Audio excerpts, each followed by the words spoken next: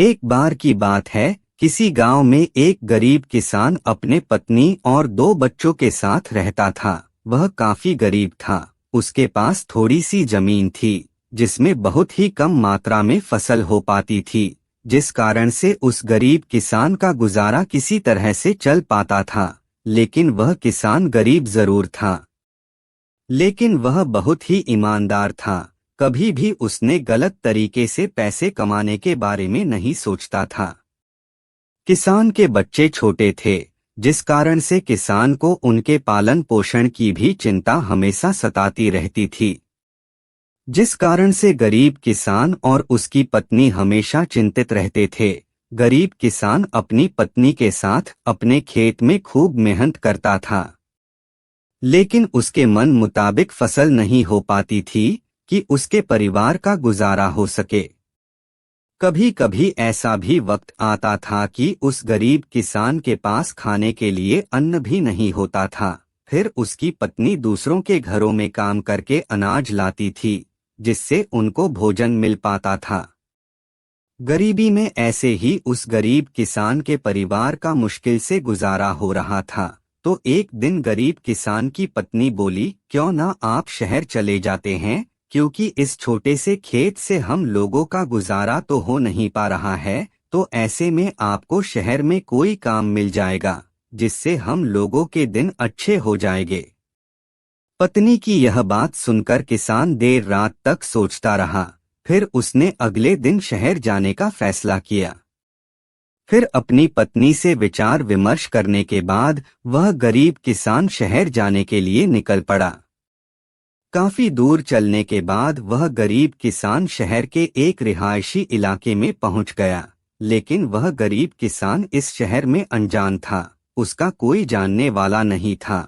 वह काफी थक भी गया था और एक पेड़ के नीचे बैठकर आराम कर रहा था।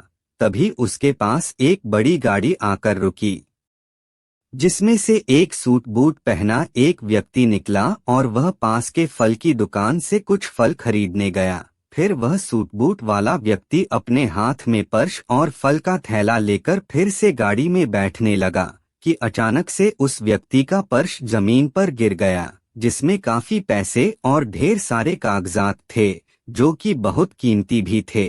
और फिर गिरे पर्स से अनजान वह सूट बूट वाला व्यक्ति अपने गाड़ी में बैठकर आगे निकल गया।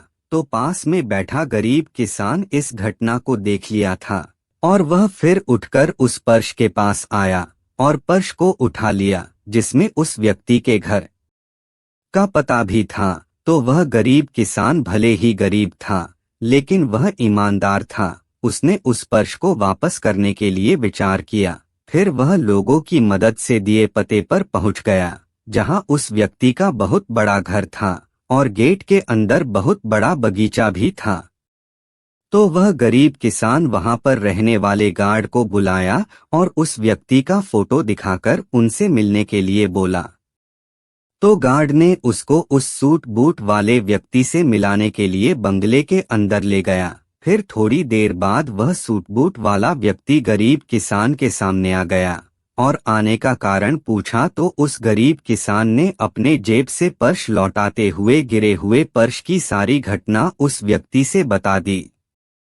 इससे वह व्यक्ति गरीब किसान के ईमानदारी से काफी प्रसन्न हुआ और फिर उसी पर्स से कुछ पैसे निकालते हुए गरीब किसान को देने लगा।